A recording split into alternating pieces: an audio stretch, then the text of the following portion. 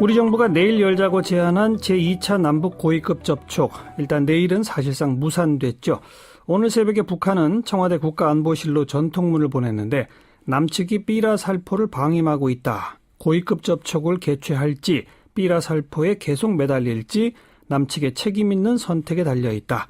양자택일식의 그런 전통문을 보냈습니다. 자, 전문가 연결합니다. 동국대 북한학과 김용현 교수, 안녕하세요. 네, 안녕하십니까? 네, 일단 내일은 안 열리는 거죠, 그죠? 그렇습니다. 네, 그 대북전단 살포가 어제 오늘 일도 아닌데 북한이 네네. 이 고위급 접촉과 대북전단 살포를 양자택일식으로까지 비중을 두고 문제 제기를 하는 이유는 어떻게 분석해야 합니까?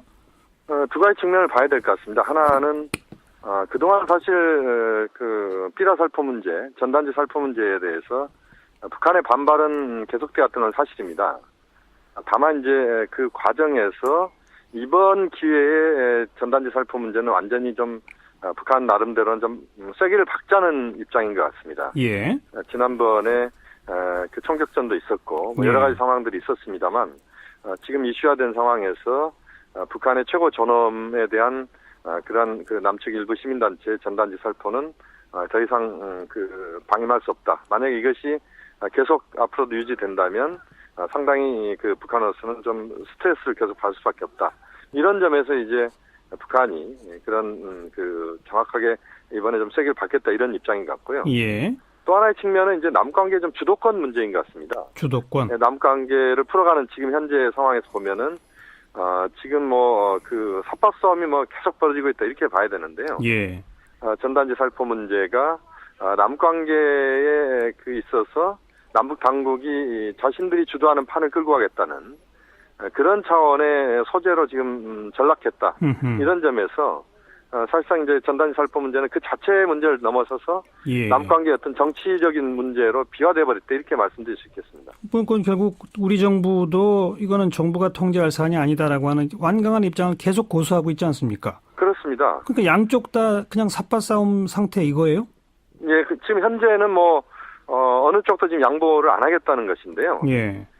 결국 지금 국면에서 보면은 박근혜 정부 입장에서는 북측에 밀려서는 뭐 계속 밀릴 수밖에 없다 이런 절박감이 있는 것 같고요. 북쪽도 역시 마찬가지인 것 같습니다. 현재 김정은 체제의 집권 3년차 지금 상황에서 예.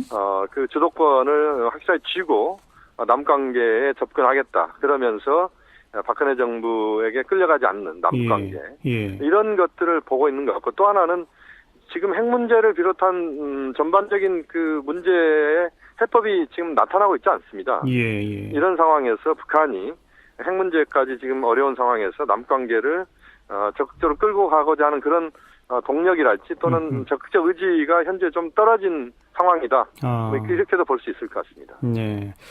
그런데 뭐 북한도 최고위급 인사를 아시안게임 폐막식에 보낸다든지 네네. 또 어젠가 대통령이 그 이호 여사 김대중 전 대통령 그 부인을 또 만나지 않았습니까?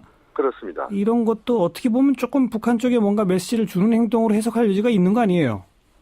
그렇습니다. 지금 말씀하신 것처럼 박 대통령은 남관계를 지금 이제 집권 2년 차 지금 시점에서 예. 어떤 식으로든 좀 그 돌파구를 마련하겠다. 예. 물꼬를 터야만 사실 내년도 남관계는 지금 올 11월, 12월 상황들이 상당 부분 영향을 준다고 봐야 되거든요. 그렇죠. 또 내후년도는 총선이 있고 그 다음에 대선이 있기 때문에 예. 사실상 내년밖에는 박근혜 정부의 대북 정책의 자율성이 그 적극적으로 좀 활용될 수 있는 시점은 내년까지밖에 없습니다. 예. 그렇게 본다면 이제 박 대통령 입장에서도 좀 더 그 남관계에서 뭔가 성과를 거두겠다 이런 의지는 분명히 있는데 예. 다만 이제 지금의 상황에서 보면은 남북이 그런 의지는 있지만 그것을 촉발시킬 수 있는 또 의지를 실현시킬 수 있는 그런 정도의 뭔가 그 동력이랄지 이런 것들을 지금 못 만들면서 계속 서로 어긋나는 예. 이런 행보를 보이고 있다. 이게 굉장히 아쉬운 부분입니다. 의지는 있지만 동력은 없다. 네네. 그리고 주도권은 쥐고 싶어 한다. 양쪽 다. 그렇습니다. 주도권의 빌미로 이른바 전단살포가 지금 등장해 있다. 이거로군요. 그렇습니다. 그 참. 북한은 아시안게임 그 폐막식에 왔을 때 11월 초 정도까지 뭐 이런 얘기를 하지 않았습니까? 그렇습니다. 그런데 우리 정부가 이제 공식적으로 10월 30일 날 만나자라고 했던 건데 네네. 북한이 얘기한 11월 초까지는 아직 며칠 좀 여유가 있으니까 혹시 북한이 뭐 새로운 제안을 하거나 이럴 가능성은 좀 열려 있는 거예요? 어떤 거예요?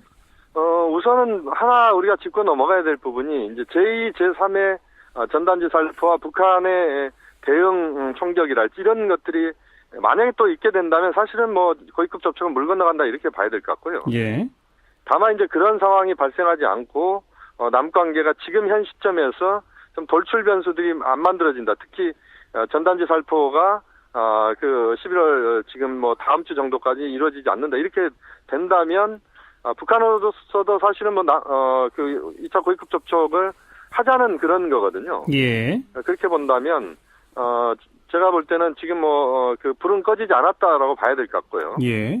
다만 이제 남북 당국이 전단지 살포 문제랄지 이런 부분들에 대해서 얼마만큼 신중하면서도 좀 적극적으로 이 문제를 좀 풀어가느냐. 이게 사실은 좀 관건이다.